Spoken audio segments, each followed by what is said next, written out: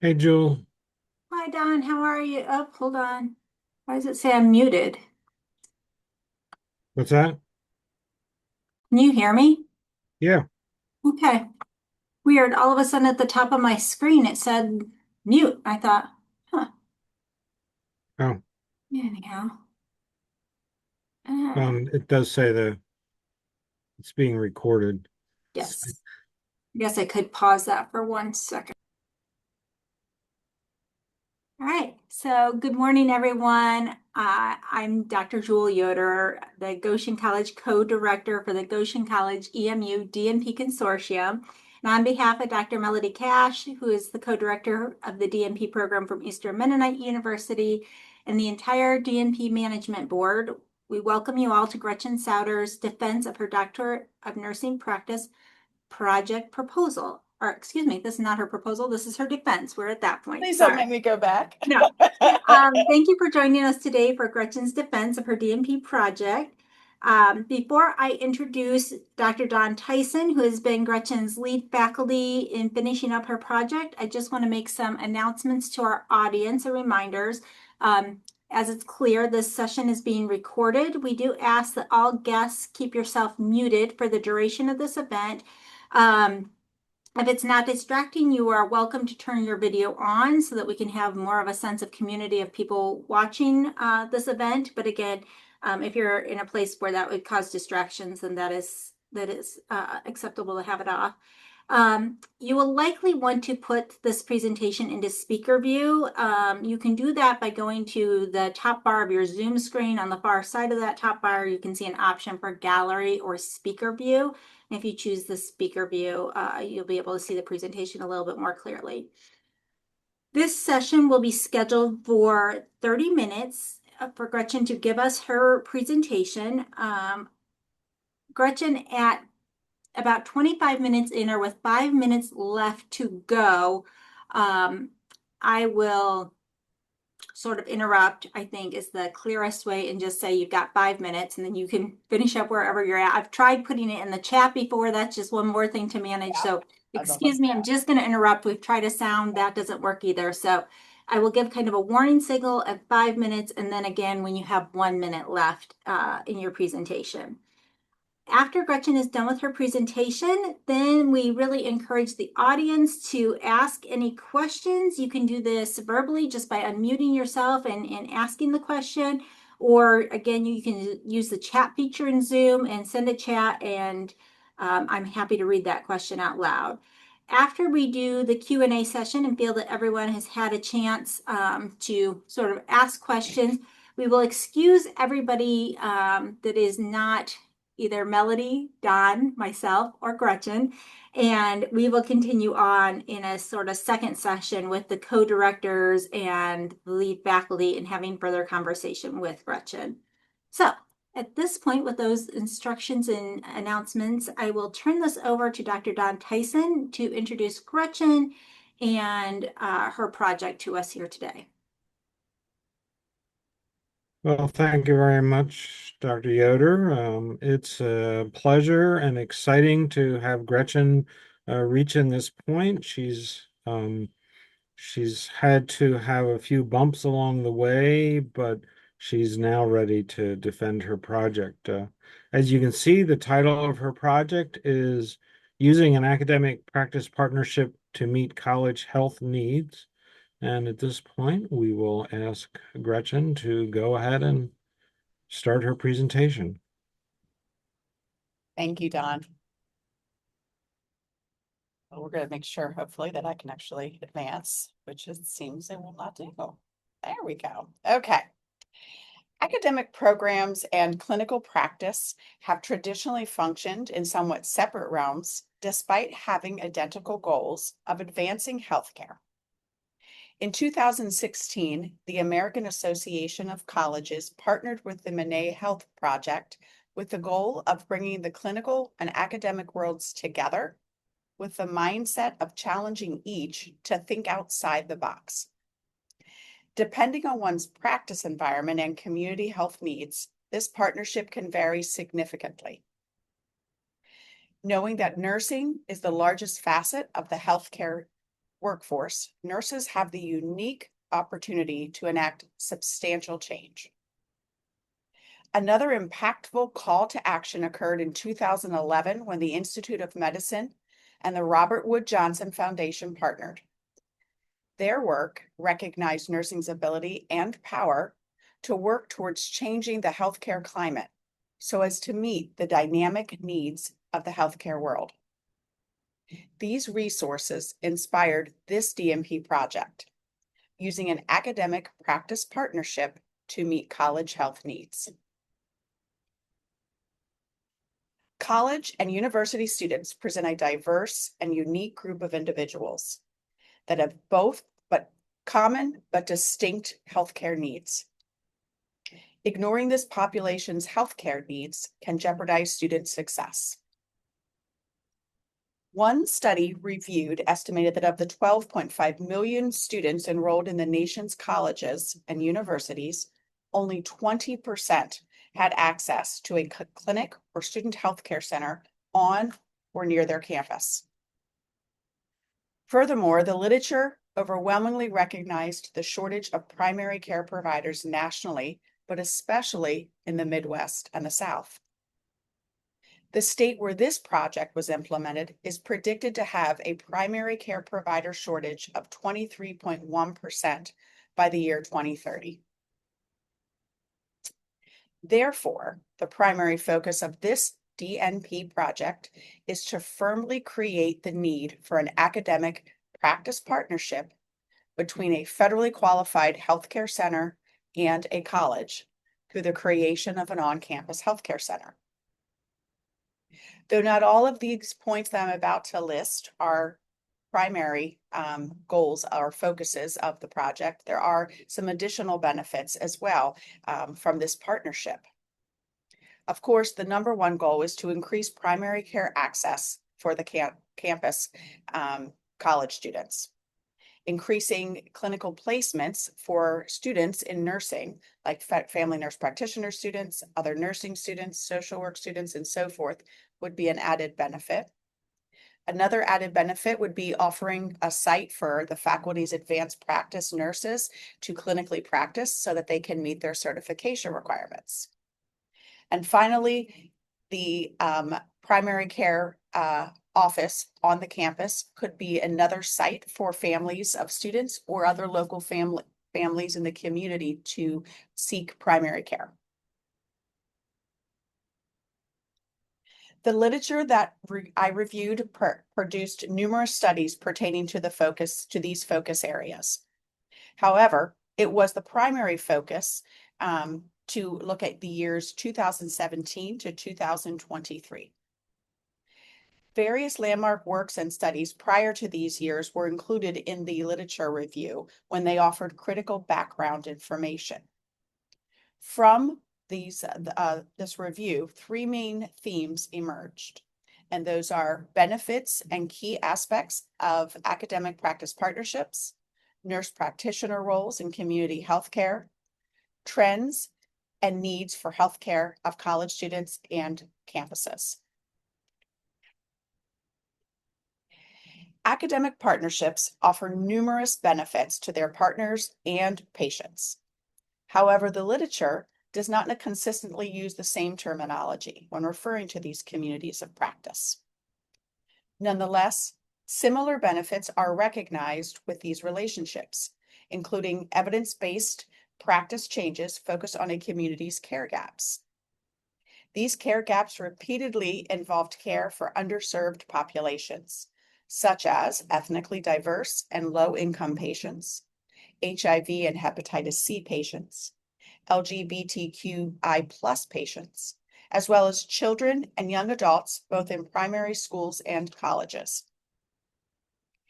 Irrespective of the specific underserved group that was studied, the central qualities identified as crucial to include in an APP or academic practice partnership are intentional and formalized relationships that are focused on mutual goals and respect for one another, a shared vision with the intent of furthering each organization's priorities, a focus on the community's healthcare needs, a place for nurse professors and leaders to clinically practice, a place that would serve as a site for research. There needs to be involvement and buy-in from each organization's key stakeholders and ongoing and consistent communication. Lastly, with the knowledge of the need to increase primary care providers in communities, such as with family nurse practitioners, academic practice partnerships can and should increase the numbers of practicing primary nurse practitioners. But to meet this aspect, additional qualified preceptors are needed. Academic practice partnerships can offer assistance in this goal, as just mentioned. Another study pointed out how effective academic practice partnerships can be in forging smaller academic institutions with areas of research. Another theme in the literature focused on the role of nurse practitioners in community healthcare. This makes complete sense based on the numerous studies, like the one I quoted here with Dillon and Gray, which showed how family nurse practitioners offer comprehensive, compassionate, high-quality healthcare. Rural America is one area of our nation that has particularly struggled with access to healthcare. One reason is the lack of qualified healthcare providers. This is where these academic practice partnerships are especially impactful. The studies show that nurse practitioners are more likely to work in underserved areas if they are introduced to serving these vulnerable populations during their clinical training. College students and campuses today are more diverse than ever, including students with a variety of backgrounds, genders, marital statuses, ethnic groups, and so forth. Yet what is consistent is their need for healthcare. The literature overwhelmingly demonstrated the positive impact that resulted when lifestyle changes were developed during these formative years. But the lifestyles during the college years make receiving healthcare tricky. Therefore, flexible care times with inclusive practices are critical. Some specific barriers to college students seeking healthcare include health insurance literacy, the lack of health insurance or payment source, fear of being stigmatized, especially in the case of mental health care, concerns regarding the qualifications or type of provider available, time constraints, fear of disrespectful and unresponsive care, especially in the care of transgender individuals, the location of offered care. If services are not conveniently located and not available at the right time, students are less likely to utilize those resources. Therefore, their care might be delayed and eventually be sought in a higher cost center like an emergency room. Another aspect to consider when working with this population is their invincibility attitude. In addition, many times this barrier includes a belief that there are no treatment options possibly available for their needs. More than 2 decades ago, one author identified the issue of 18 to 24-year-olds as being the age group that is most likely to be uninsured or underinsured. Here we are 27 plus years later, still facing the same issue. The Affordable Care Act attempted to offer a solution, but it was mostly repealed in aspects where it would require students to actually have insurance. So the result is we're back to young adults that are usually under or uninsured. Another large healthcare issue for college students is mental health care. In 2013, the American College Health Association performed a survey on over 123,000 college students from a variety of higher education programs and schools. They found almost 60% of students reported feeling sad, 31% reported depression, 51% reported anxiety, almost 6% reported behaviors of cutting, burning, or harming themselves in some way, and another 7% seriously considered suicide, while 1.5% actually attempted it. Unfortunately, since COVID, these physical and mental health care issues for college students has only increased, but the healthcare availability has not. I included this quote because I think it captures what healthcare services should be addressing. It reads, "For campus health programs to be effective, they need to concentrate on all the dimensions of wellness: the spiritual, the emotional, the social, the vocational, the intellectual, as well as the physical." One last point regarding college students' health.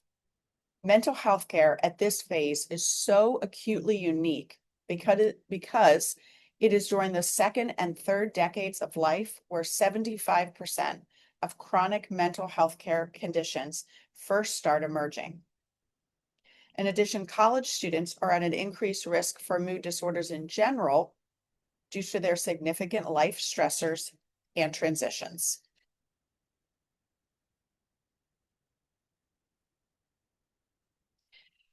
When I began developing this project, I realized my belief that healthcare is a human right, not a luxury, needed to be explicitly stated. Therefore, I included this quote by Bodenheimer, which states, "Healthcare is an essential service offered to all as a legitimate function of a civilized society."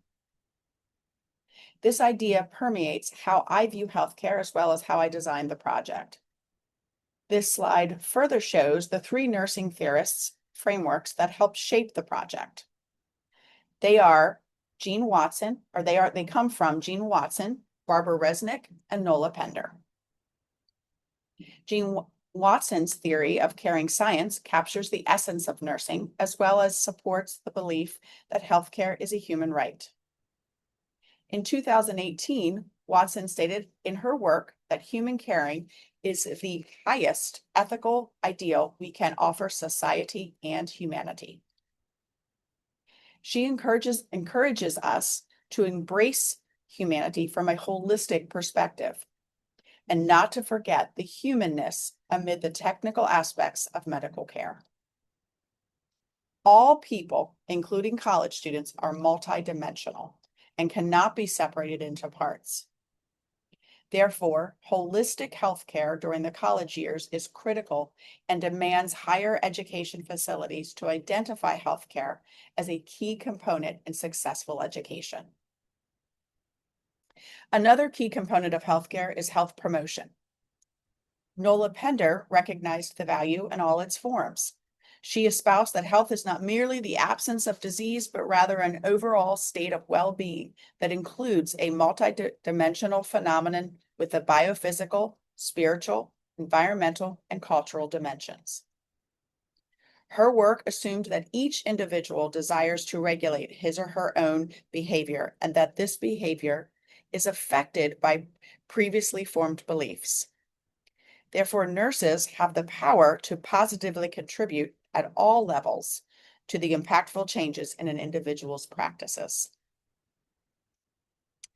Lastly, Barbara Resnick's work pointed out how understanding cognitive theory can be beneficial when attempting to motivate people to participate in health promotion activities, such as exercise, smoking cessation, as well as many others.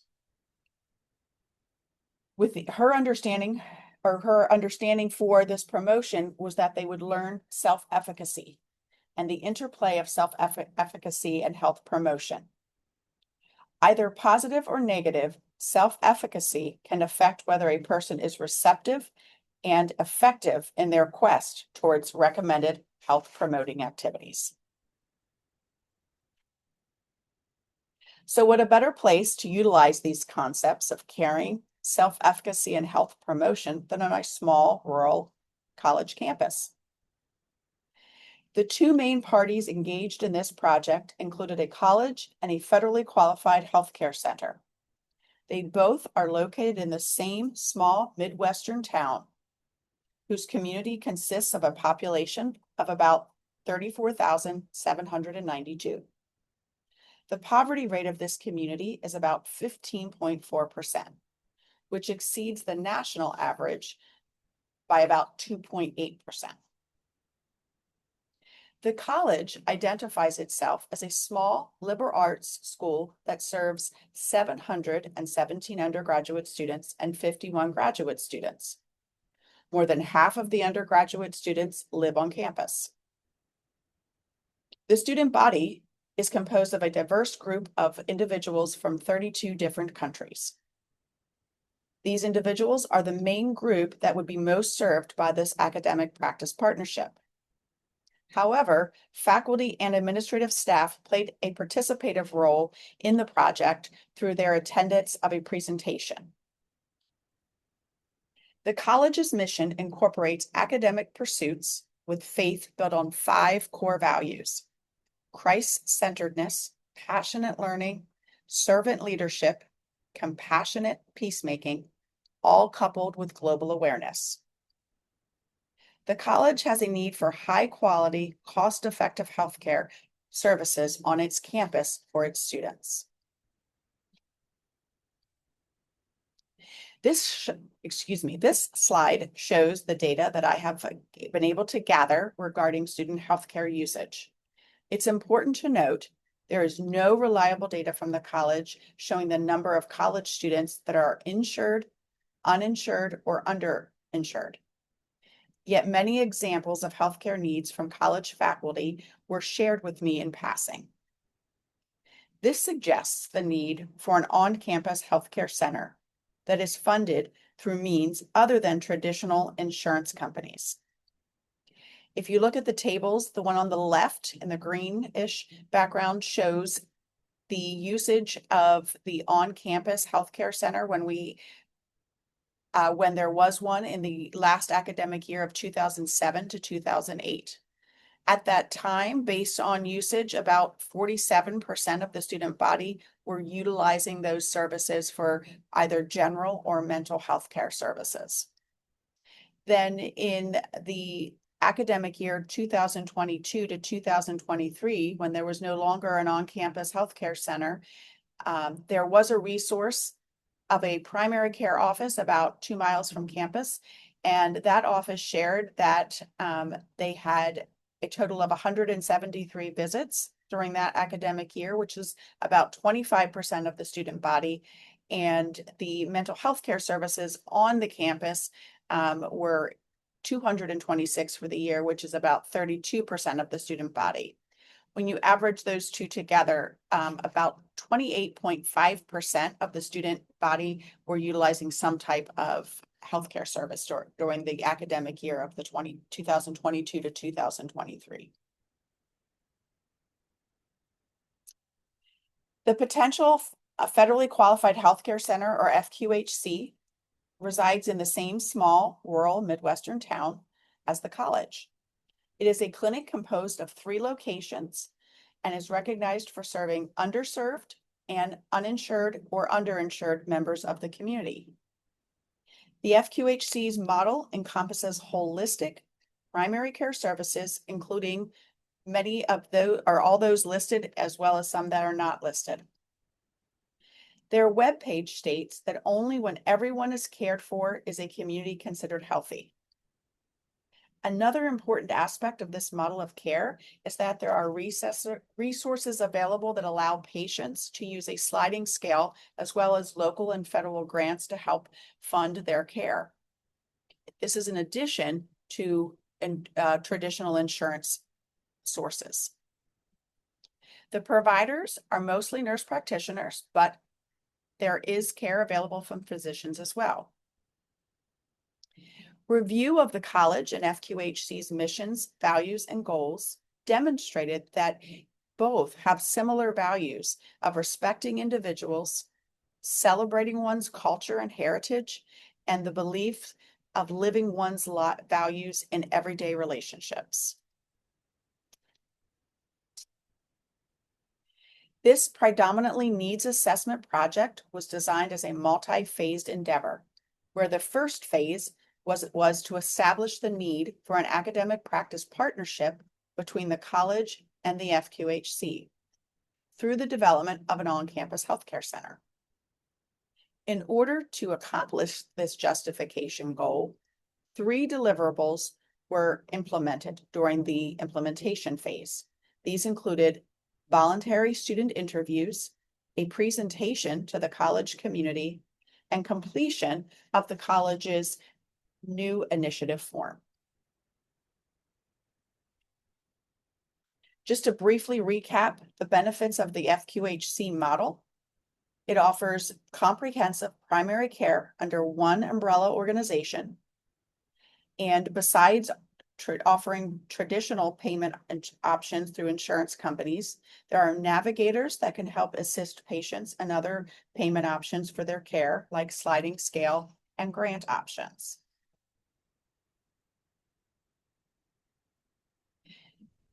As was alluded to earlier, this project encountered some unexpected changes that altered the course of the project. One of those was through early conversations by during the course of the project between the college and the FQHC. This conversation included key members from the organizations, and they participated in this early dialogue during the implementation phase of the during the implementation portion of the first phase of the project. The conversation focused on how the FQHC could begin providing some kind of healthcare resources to the students of the college as soon as possible. Eventually, a memorandum of understanding was signed to allow students more care options so that they could be seen at the traditional practice that they had available off campus, or they could go to the federally qualified healthcare center.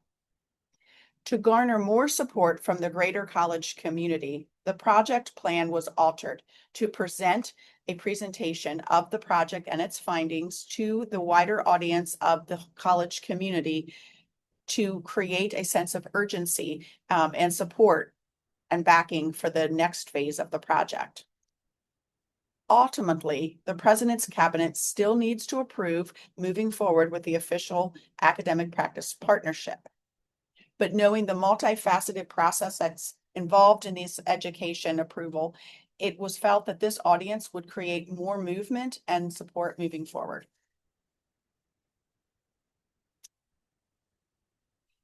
The student interviews were utilized as a method to gather students' opinions regarding their healthcare in the past year, as well as what they felt they needed during their college experiences. In addition to open-ended questions, demographics were gathered that gave us more information about the students. The questions were designed to elicit honest feedback regarding healthcare needs, barriers to healthcare, and evaluation of their current healthcare services. The goal was to obtain ideas and opinions from students from various groups, local versus international, athletic students who were involved in organized sports, as well as the general student body. The students were voluntary, and the interviews were conducted either in person or via the telephone once a student consented to the interview. Besides using the IRB to approve to go through that process, we also offered a anonymity to those people who participated by not using names and actually assigning numbers to identify the students.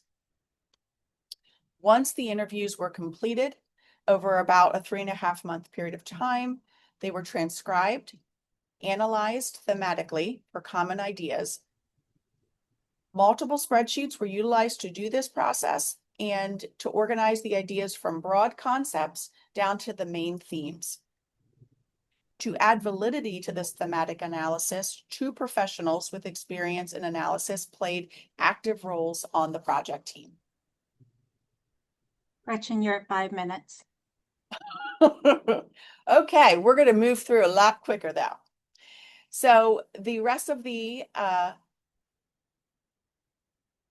the project method was to look at completing this form and addressing these preliminary information requests of the college. And it was very helpful, and we'll talk about that in a moment when we get to the results. The third component was to present a presentation to the college's community to garner support. And this presentation was offered as part of a doctoral presentation to the greater student body, faculty, and administrative staff. It included a 30-minute presentation with an additional 15-minute question and answer period. The results showed us that the students came from a variety of situations. They lived locally, they were international, a large percentage lived on campus, and the vast majority of the students were upperclassmen.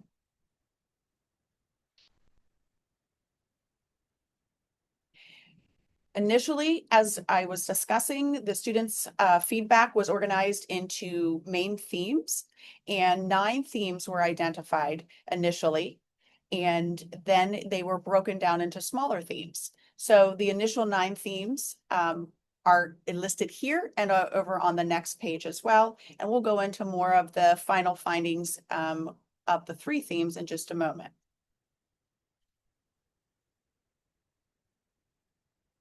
It is interesting to note that all students mentioned the disjointed nature of their healthcare. However, it's important to note students often used various wording when they were describing their frustrations. So whether that was in regards to obviously healthcare in general or a specific piece, I had to kind of pull out, the team and I had to kind of pull out their main thoughts and ideas and describe them and give them a comprehensive definition.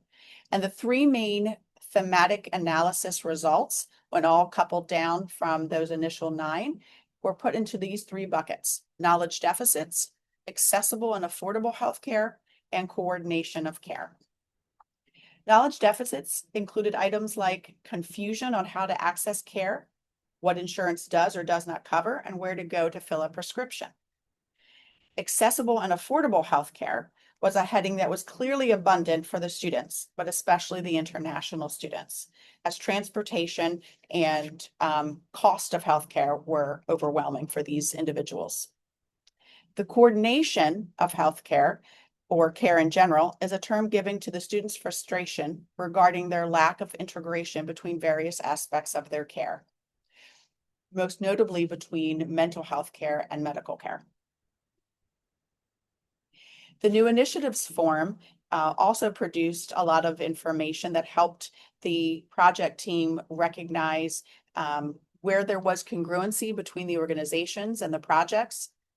The president's plan or strategic plan of thriving students and integrated academic excellence really aligned well with this project and the FQHC's goals as well. I think what stood out mostly was the statistic of the underutilization of healthcare resources once it was moved off of the campus, dropping from 47 to 28.5%.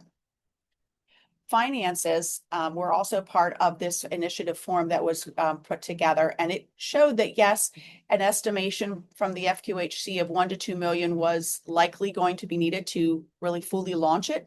But what was encouraging is that we know that the school, the college, has a history of being successful in these large project fundraising events and use of grants and so forth. 1 minute. I think what if I were to say the main piece that I want to emphasize here in this last minute would be the commonalities and how it brought together the clear affirmation that a federal qualified healthcare center is needed. And the academic practice partnership is the way to do that. Recommendations included educating students, possibly using a nurse practitioner in a repetitive way throughout their college education so that they could understand the healthcare system. Clearly, access and affordability is needed, and an on-campus healthcare center that offers an option for non-traditional payments could do that. Integrated services under one roof that encompassed all these services and more are definitely needed. Lastly, I included here some interesting comments made by students as they were going through this interview process. So I include those here for your information. But clearly, the DNP project was the first step in a multi-staged quest to develop an academic practice partnership between a small liberal arts college and a federally qualified healthcare center, with the ultimate goal of opening up a care location on the campus for the college's students. It is the opinion of the project team that the justification for the APP was firmly made with the 3 deliverables that were undertaken during the implementation phase. Thank you. Questions? All right, Gretchen, thank you. You did well here getting us to the time. Yeah, so at this point, our audience members of Lisa and Katie and Lucas, if you have any questions, please feel free to unmute yourselves and you can ask those questions or you may put them in the chat.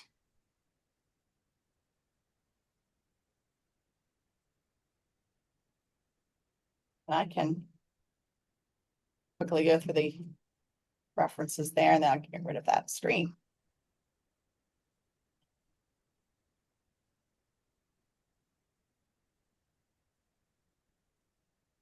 All right. Well, we do not need to belabor this.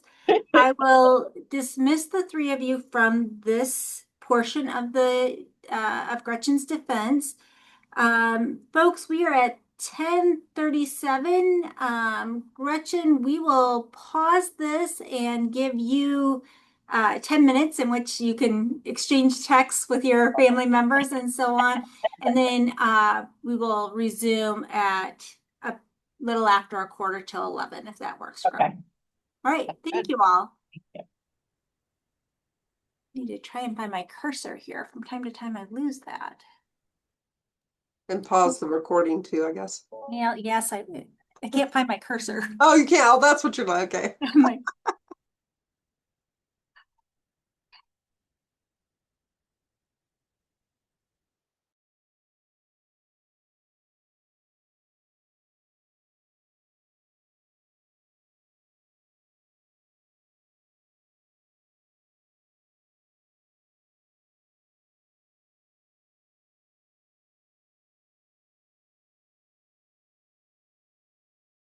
Well, dang it, I thought I had started it. Melody was I like, was "Did you start wondering. it?" Yeah. All right. Sorry, recording, you missed 3 amazing questions.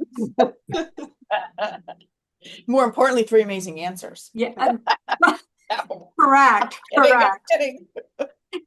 Gretchen's like, keep the focus here, please. No. All right, sorry, Don, you're up. well, Now we- and I don't really have any questions because Gretchen and I have gone back and forth in a number of conversations about her paper. Just a response about that whole provider data. Gretchen, you did talk about it in the limitations. It could have maybe been a little stronger Yeah. stated there, but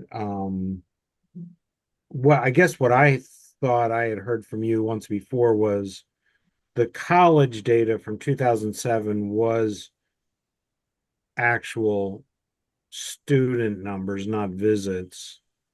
But then the current provider um, um, data was really kind of rough because like they just hadn't, they hadn't really been tracking them in any way. So it's there in the limitations in the paper.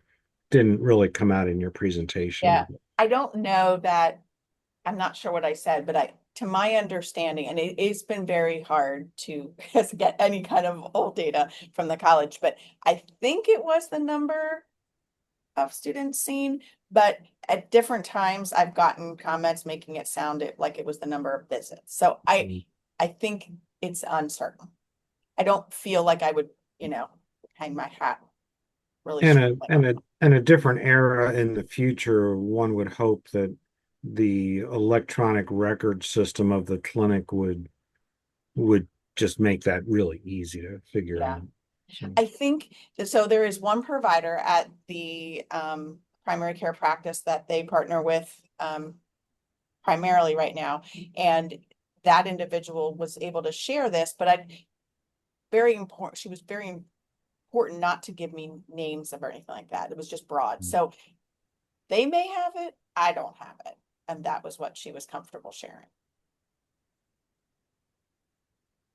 And as we mentioned, I mean, all that accounts for is students going to sort of the, designated site. It doesn't account for local students that clearly Right. make up like 38%, maybe going to like their own providers. And Right.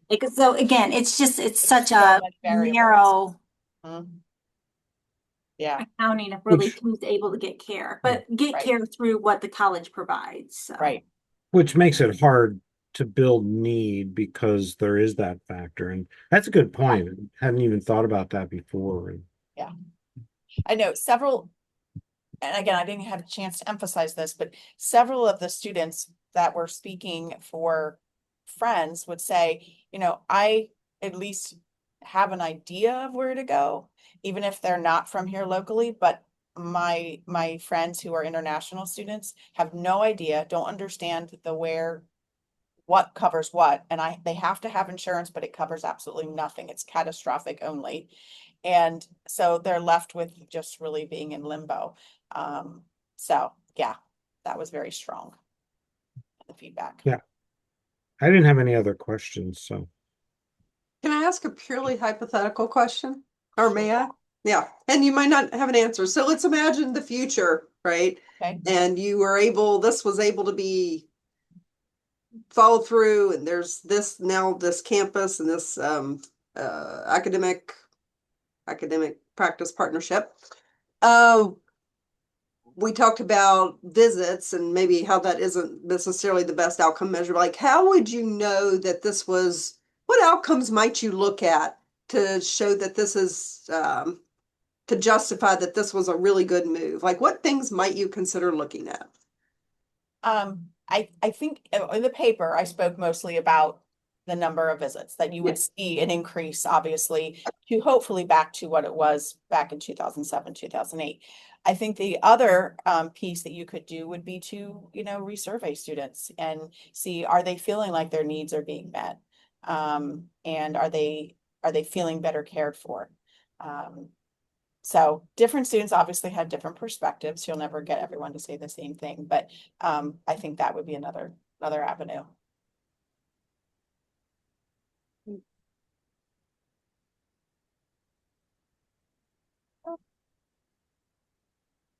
I'm good. I made that quick. Okay, now for the real telling time where I get to try to do breakout rooms, which have sort of infrequently here. So breakout rooms. And then it automatically stops recording, doesn't it? We're Or gonna make sure. no, well, go ahead and stop. Did we leave Don behind? No, Nope, Don does. Okay, I had exit and Don's like, I can't find it. I'm like, oh no. no, I told him where it was. Don lives in cyberspace now. How many doctoral professionals does it take to leave a Zoom Get out breakout of the breakout room. room? Oh, I did have something on my other screen, Don, that says close all rooms. All right. Anyhow, not helpful now. Okay, serious? Well- I have the recording going. Well, congratulations, Dr. Sauder. Thank You have successfully defended your project. Thank you. So you can take a deep breath. Yes. We Super got excited. talking about some logistics of the process going forward that somewhat unrelated to you, but to refresh my memory because I hadn't remembered. Anyway, yes, we thought you successfully defended and are accepting your project. There are three things we want you to do some edits to on your paper before it can be uploaded to the repository and be accessible to the public. The first thing is we'd like an Appendix F, which provides either a synthesis or a copy of your conversation with the president. As I recall, your conversation with the president post presentation was by email, as I recall. It was. So I And have a copy of that email that I okay, sent. and so we need to insert that as Appendix F Okay. for And your you probably paper. need to de-identify her name and Goshen College in this and just wipe those out. It can obviously have your name on it, but don't you think if the whole Except it's gonna say Gretchen at Goshen.edu or Well, something. what if she just does a bullet point synthesis of the main points or writes it out in a, instead of inserting it, like synthesizes it in a paragraph Like or bullet point? Yeah, copy and that's paste perfect. it into a Word document and Or change the name. Just- or just like copy her text. Yeah, just copy the text out of Yeah. it. Yeah. Yeah. Okay. And then you Um, want to reference it. We talked about it. What page did you say, Melody? 45? 45, I think. Just when you're in your paper, then that's where you'll reference Appendix F, Okay. obvious. That ties to you give us a bit of that conversation in your paper, but then Yeah. just show the thing. And it just helps add some validity that like, yes, you did the presentation we asked you Yeah. for. And we don't in the paper see a lot of the like Q&A back and forth. So this gives some credence of like, I did the thing and here's Yes. perhaps the most important person that could weigh in on what Gotcha. her interest was. And I'm assuming I should put both her email as well as my response. Correct? No? Or just her email? I think You're the looking- exchange of ideas could be interesting. I guess Don could Yeah. read it and say, Sure. I don't know. Yeah, because as I recall, you talked somewhere or in a previous draft or something about some of your responses to her to help clarify for her whatever was going on. Yep. Yeah, I can think you could say the president said, my response, the president said, depending on how much that is. Okay.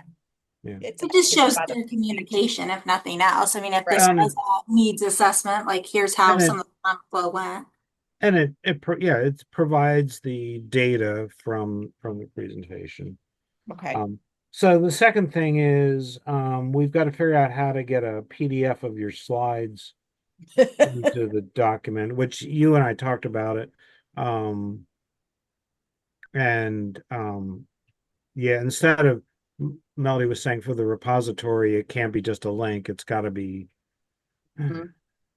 Hang on. And again, I would interject here that like use the help desk, use our IT people, you literally could send them your paper and send them the PowerPoint and say like, help me put this together. Like there's people here that can help you. Okay. Melody was saying that you turn the PDF into, excuse me, you turn the slides into a PDF is step one. Then you do insert object and And that's create what he from a said. file. Yeah, and I Yeah. didn't think about I that, use Gretchen. When Mac. you and I talked about that, I didn't even think Yeah. about that. I mean, yeah, it's basically It'd be the same making thing, a, though. Gotta be making a close. handout and then Yeah. making it a PDF and Yeah. then you know. I I assume did it's make the it a same. PDF and I just couldn't figure out how to I get it think to it's insert object. insert Yeah. object. It's because I've done it, and it should be the same on a Mac, I would think. Okay. You go to I'll try. insert, I'll play with that. and See then if I can't get it, then yeah, I'll call my friends in IT. it's in the text box where it has, at least on Word, where it says quick parts, Word art, text, it says it's got object. Okay. Sorry, my bias. I think Macs ought to be outlawed, but that's another story. Put it up for a vote. The third thing is no surprise in the document I'm going to send back to you, your AKA your paper, I've yellow highlighted some grammatical things. There's a couple places where I asked for some clarification on phrasing or correct words or that sort of thing. And you're going to need to address those before the final paper. Okay. And I'd be willing to meet with you to review them so that it's clear what I'm trying to say in some of those. I mean, should I start and see if I've got it? And then if I Actually, let's meet, and then, because like I said, there's places I just yellow highlight, and yellow highlight usually means grammatical, conversational tone. I mean, I think it'd be simpler. Let's meet and go over it, and then you can make the corrections. Okay. Then it's cleaner that way. So again, Appendix F with the synthesis of the president's feedback, making some repairs to the paper, and then putting the PDF, a PDF of the slides in there. And then after all that's done, then you and Melody need to work out what else is required for the 804 independent Yeah. study or whatever it's called. Melody, are you seeing, I submitted some stuff today or yesterday Okay. and the day before. I just wanted to see if you're seeing it. Like I put like the Yep. Paul couldn't be here, but I put his evaluation in as my Okay. mentor. Oh, okay. I was looking at, And maybe I put it in the wrong one, but I think I put it in the right one. And then I did something else. I can't remember what it was. But I just wanted to clarify. And then if you're seeing that, okay, I'll keep entering stuff in there and hopefully get that wrapped up here. let's see, where are you? All right, there's that. Here's you, Gretchen Sauder. I see a mentor evaluation. Yeah. Okay. Yep. Excellent. Okay, then I'll keep entering stuff. Yep. Yeah, it's weird. It did something really weird. Yeah, it was really weird. I was like, wow, she did this differently than most of them because they didn't put anything under the weeks. It just has it as one. That is so weird. No, it was See, when I moved it from the Mennonite Learning Moodle, and I think it just dumped into it dumped Yeah. everything. Yep. It was Yeah. like, what? Here's the Yep. stuff. So Yeah. I'm glad No. you two found it because I agree. Well, Gretchen found it. Yeah, because had we put you in this current 804, I'm convinced they would have charged you for another 100%. class. Yeah. So let's not No. try and do that. No, that's fine. If you can work with it like that, I'm like, it would be. I just wrote it all out, like what I had to do. And so, yeah, Yeah. I can work it down. Well, thank you for that flexibility. It is giving me that traditional email that says you've submitted this. Like Yeah, I submitted the they're paper there. and I submitted that. That's what it was. Yeah. Yeah. Yep. Okie dokie. There's a couple reflections, I think, core Yes. value reflection and some other stuff. Yeah. Yeah. And then for the team minutes, I'm going to go back and see what's been submitted. Don't have to worry about that. 10 minutes. Okay. There's no point. Okay. And for I'm glad you say that, but if not, I will write some up here. no, don't do team From like minutes. when Don and I met. I don't want to do an exercise and just produce Okay. something. With a think, pair, share, just maybe, honestly, you can just answer the questions. Okay. Yeah.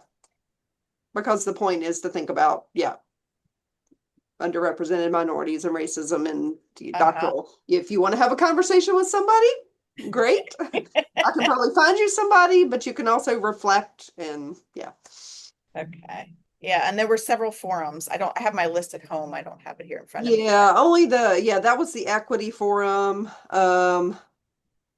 It's just a reflection on that, reflecting on your the core value forum, which is we're using for qualitative assessment of the program. And then you writing up a dissemination and sustainability plan, which can just be very brief. This is what I plan to do. In fact, you can copy and paste from your paper into it. I love hearing that. I mean, why not? my It's a friend. dissemination plan. You have dissemination in your paper. Just plop it up there, and then it shows complete. Okay. And Okay. Okay, Gretchen, if you have questions on 804, obviously email with Melody and make sure you guys Okay. are on the same page, but at least you are both seeing where the stuff is going. Yes. You and Don are going to meet to kind of just put the last bow on this paper before it goes in the repository. In 804 and in the meta course are where you would find instructions once Don gives you the gold star on this paper. Okay. Go into the Of how to do it. repository. it's just Okay. an data, Okay. but yeah, That's good. now that I look at it. All right, friends. Otherwise, enjoy celebrating what you have accomplished here, Gretchen. Congratulations. Yeah, way to go. Thank you. Thank you for your patience and support, everyone. I really appreciate it. Right. Yep. Woo-hoo. I will say during your presentation, I've got notes all over your paper of like different things that even one of your quotes, I'm like, I want to put that on the TV out there. So if nothing else, Oh, it was good. inspiring me to think of other things just Good. internally. So I really do appreciate it. That's awesome. Yep. That's a big accomplishment from Yep. my perspective, at least. All right. Well, thank you all. Sounds Melody, good. you and I need to schedule our own just kind of check-in meeting. Yeah, do you want to set up a time while we're on this after Sure. you stop We'll let recording? Gretchen and Don go about Yeah. their day and we'll And do. and Yeah. Gretchen, I'll send the graded paper and the rubric back, Okay. and